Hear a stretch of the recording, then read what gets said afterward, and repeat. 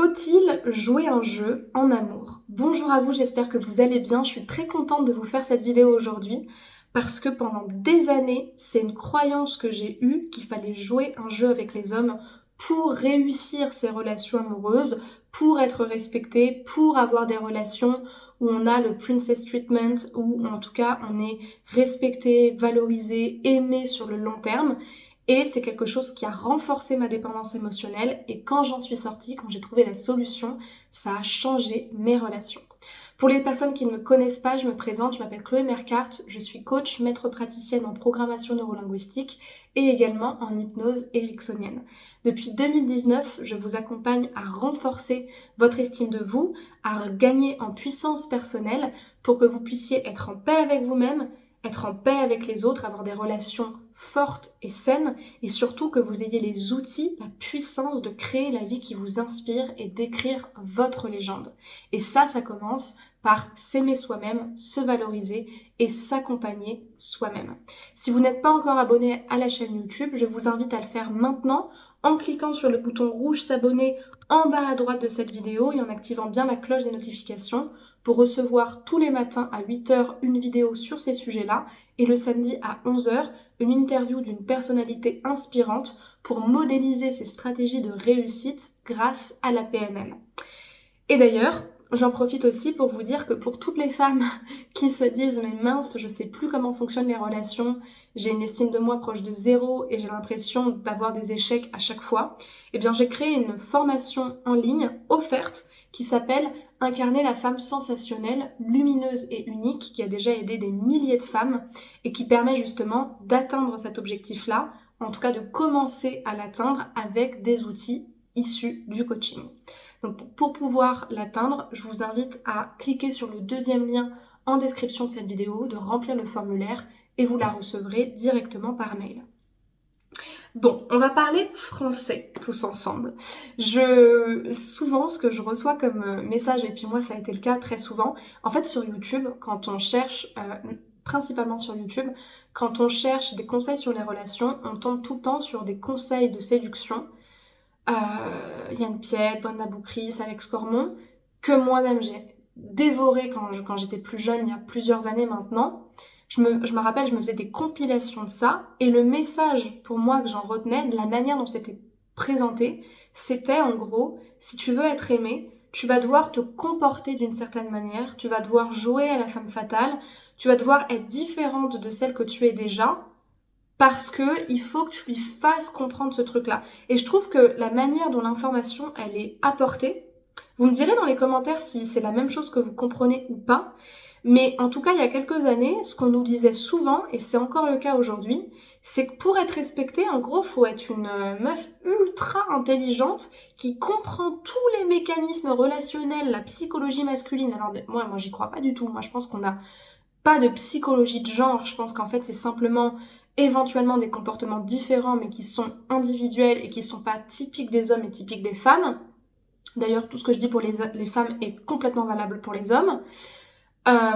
Mais en fait, il y a vraiment ce truc de si tu comprends pas les secrets de la psychologie masculine, les besoins cachés, camouflés, et que toi, en fait, t'es pas dans ton énergie yin, en train de faire ce comportement-là à ce moment-là et de lui...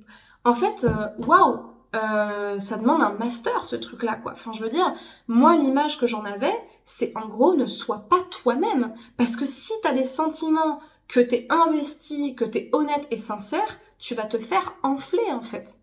Sauf que le problème, en faisant ça, c'est que ça vous pousse à quoi? Ça vous pousse à ne pas être vous-même, ça vous pousse à penser qu'en fait, on est aimé qu'en jouant un rôle. Donc en fait, quand on est nous-mêmes, quand on a des peurs, quand on est insécurisé, on n'a pas le droit de le dire à l'autre parce que forcément, ça va foirer tout notre plan d'acting sur je suis une femme fatale qui a ultra confiance en elle et qui en plus de ça a un agenda comme ça, ce qui fait que j'ai même pas le temps de t'écrire alors que j'en meurs d'envie derrière mon téléphone. Et puis surtout, ça nous fait gainer émotionnellement. Et moi, personnellement, ça me mettait dans des états où j'étais mal, en fait. Vraiment. C'est-à-dire que pour jouer ce rôle-là, des fois, je me faisais des après-midi d'angoisse où j'étais obligée de mettre mon téléphone en avion total ou de le ranger à l'autre bout de la pièce ou même de sortir de chez moi pour essayer de faire des trucs, mais j'étais absolument pas connectée à ça. Et en fait, tout tournait autour de la relation. C'est-à-dire que j'étais tellement pas naturelle et j'étais tellement en train de prévoir des plans que en fait tout tournait autour de ça et j'étais 2 fois plus, 3 fois plus dépendante affective et dès qu'il y avait une insécurité, là il y avait toutes les peurs qui ressortaient parce qu'à un moment donné j'avais la sensation de perdre l'autre. Et devinez quoi? C'est ce qui arrive toujours aux personnes que j'accompagne et qui ont ce comportement-là. Donc moi, non. Je ne suis pas du tout pour les stratégies de séduction, je ne suis pas du tout pour vous dire que pour être aimé, il faut être comme ci ou comme ça. Il y a juste des fondamentaux. Le fondamental, c'est l'indépendance d'esprit, la sécurité émotionnelle, l'amour de soi, ça sous-tend tout ça, et la capacité de se connecter à l'autre et donc d'être suffisamment confiante pour pouvoir donner aussi de la vulnérabilité. Si vous n'êtes pas indépendante émotionnellement, la relation, elle va se casser la gueule et vous n'aurez pas les bonnes relations parce que vous serez tout le temps attiré par des partenaires qui vont venir titiller vos limites. C'est tout. Si vous avez un cadre, que vous savez ce que vous voulez et que vous ne vivez pas pour être en couple, mais que vous avez d'autres objectifs et donc que vous êtes capable de renoncer à une relation qui ne vous correspond pas, déjà, vous avez fait, allez, 80% du taf. Le reste, c'est simplement, maintenant que j'ai mon cadre, maintenant que je suis indépendante, je peux me permettre, allez, vas-y, je te donne un petit peu de mon temps, je t'explique, voilà ce que je ressens, et en fait, je suis moi-même. En fait, c'est juste ça, c'est-à-dire que quand vous êtes vraiment confiante, vous n'avez pas besoin d'être une sorte de tyran affectif, qui montre pas ses sentiments, qui est hyper froide, parce que de toute façon, j'ai pas besoin de la relation. Si ça va pas, je prends mes affaires et je me casse. Et de toute façon, tu n'iras pas au-delà de mes limites puisque je sais les poser et que je n'ai pas à tout prix besoin de toi. Donc tout part de l'indépendance. Et cette indépendance-là, il faut pas la jouer, il faut simplement l'être et la ressentir. Et ça, c'est quelque chose qui se travaille. Tout simplement. Donc au lieu de miser sur votre capacité de jouer un rôle ou d'être une femme qui semble comme ça, soyez-le vraiment. Parce que de toute façon, vous ne pourrez pas jouer des rôles bien longtemps. Les femmes qui ont la blessure de trahison et qui sont tout le temps en train de se défendre de tout, d'essayer de mettre des limites à tout va, ça sent l'insécurité émotionnelle et ça se voit en plus. Ça se voit parce que vous êtes tout le temps méfiante, vous êtes tout le temps bloqué, vous avez tout le temps un truc qui va pas, vous êtes incapable de dire la moindre phrase sans y réfléchir pendant des heures, et dès que l'autre fait un faux pas, il se prend à chaque fois une rafale d'agressions et de reproches. Donc tout ça, ça vous empêche d'être en relation. Donc non, si vous êtes tout le temps en train de jouer un rôle, vous serez tout le temps face à des players, vous serez tout le temps face à des hommes qui vont jouer aussi avec vous. Donc travaillez votre indépendance. Ensuite, votre capacité d'être vous-même, d'être vulnérable. Le plus important, c'est votre indépendance émotionnelle. Et déjà, vous allez faire 80% du travail, 80% des rencontres que vous faisiez avant et sur lesquelles vous vous preniez la tête vont disparaître parce que vous n'auriez pas de peur de perdre l'autre en fait. Vous serez aligné, cohérente, congruente avec vous-même.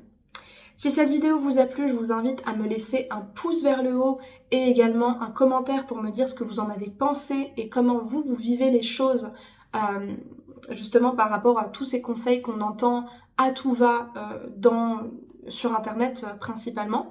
Comment vous faites justement pour vous comporter avec les hommes, comment ça se passe pour vous.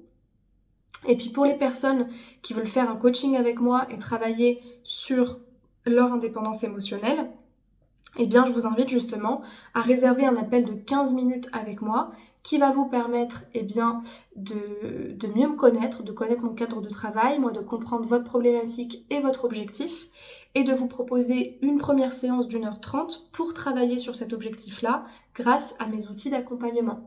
Donc pour ce faire, je vous invite à cliquer sur le premier lien dans la description de la vidéo, cliquez sur le lien correspondant, réservez votre créneau d'appel et remplir le formulaire pour que je puisse vous appeler. Pour les personnes qui veulent plutôt suivre un programme en ligne, une formation, sachez qu'il y a une formation très importante pour vous qui s'appelle Confiante, indépendante et envoûtante. et qui permet en 3 à 6 mois de vous accompagner pour vous libérer de la dépendance émotionnelle, renforcer votre estime de vous-même et rencontrer l'amour sain et durable. Donc je vous laisse regarder dans la description le lien qui correspond à ce programme-là, ainsi que les autres petits produits de formation sur la rupture amoureuse, l'estime de soi, la séduction ou encore la dépendance émotionnelle qui sont plus accessibles. Ensuite, pour terminer, je vous invite à me rejoindre sur les réseaux sociaux, notamment Instagram, Facebook, TikTok ou encore Spotify.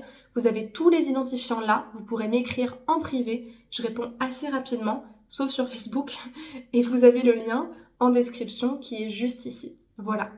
Je vous remercie pour votre attention et je vous dis à bientôt pour une prochaine vidéo. Prenez bien soin de vous.